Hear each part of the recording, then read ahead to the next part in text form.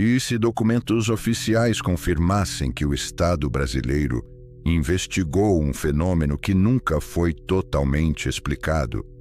Em 1977, no interior da Amazônia, moradores começaram a relatar luzes estranhas no céu, movimentos silenciosos e ocorrências que alteraram profundamente a rotina local.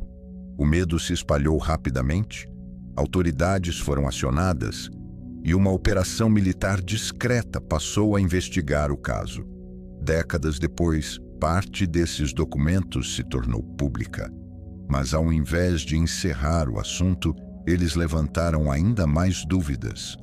A chamada Operação Prato ocorreu entre setembro e dezembro de 1977, na região do litoral do estado do Pará.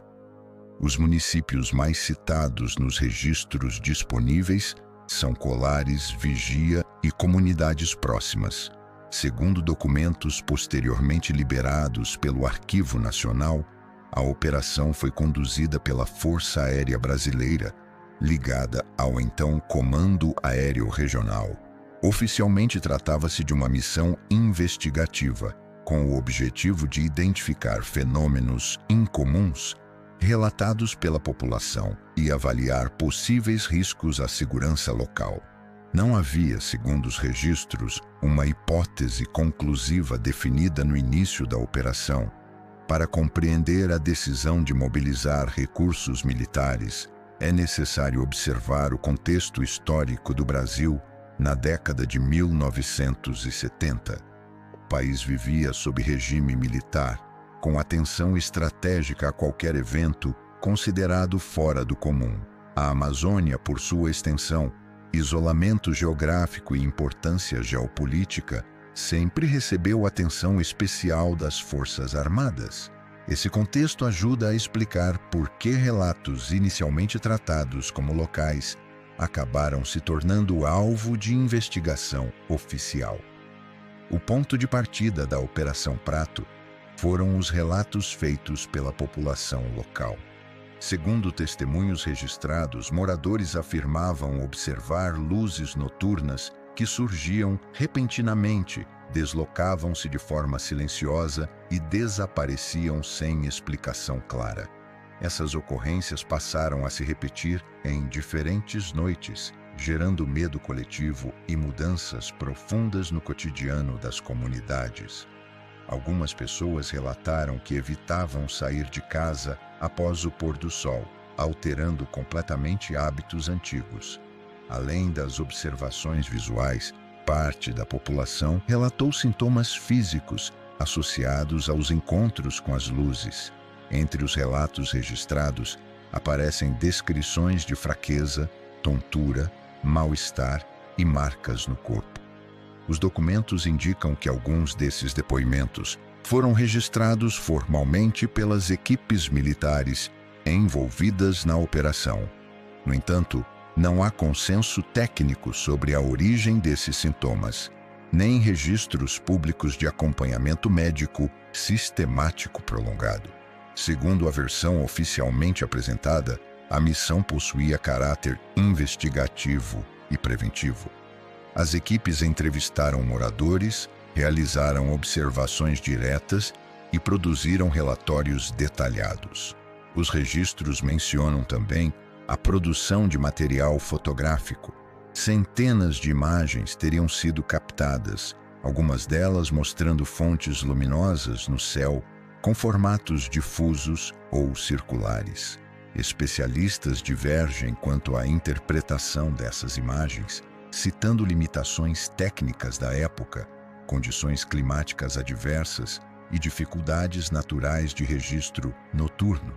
Paralelamente, o impacto social do fenômeno se intensificava.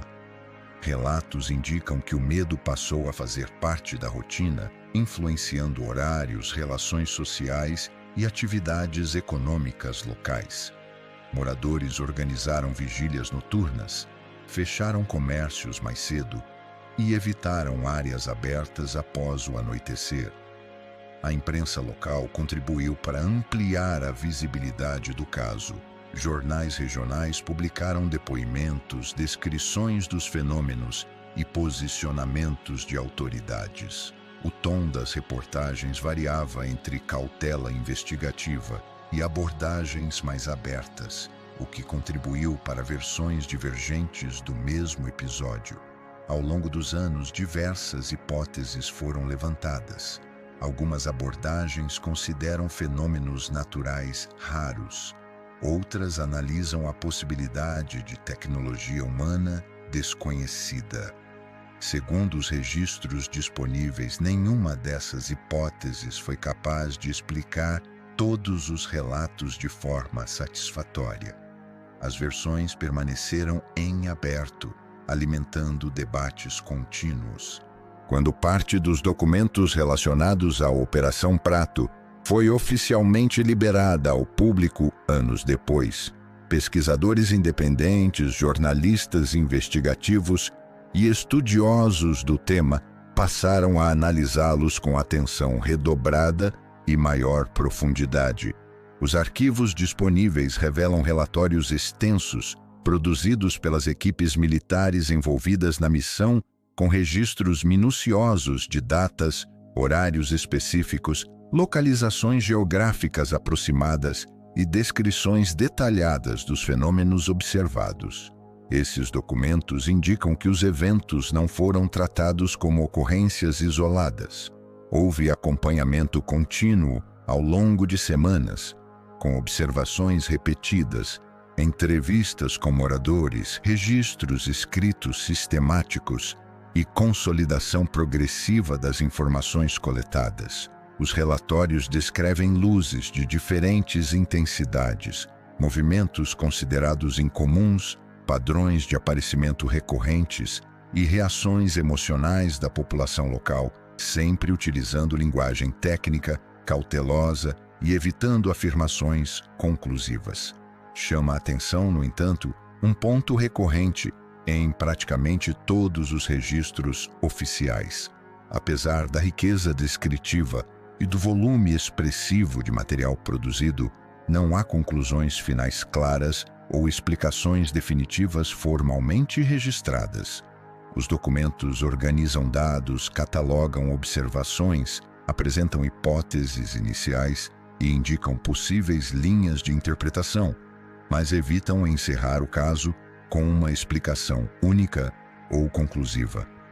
Esse padrão sugere que as equipes responsáveis enfrentaram limitações significativas na tentativa de compreender plenamente a natureza do fenômeno investigado. Outro aspecto amplamente debatido por pesquisadores é o silêncio institucional que se seguiu ao encerramento da Operação Prato. Após o término das atividades, não houve uma divulgação pública ampla dos resultados obtidos pelas equipes envolvidas.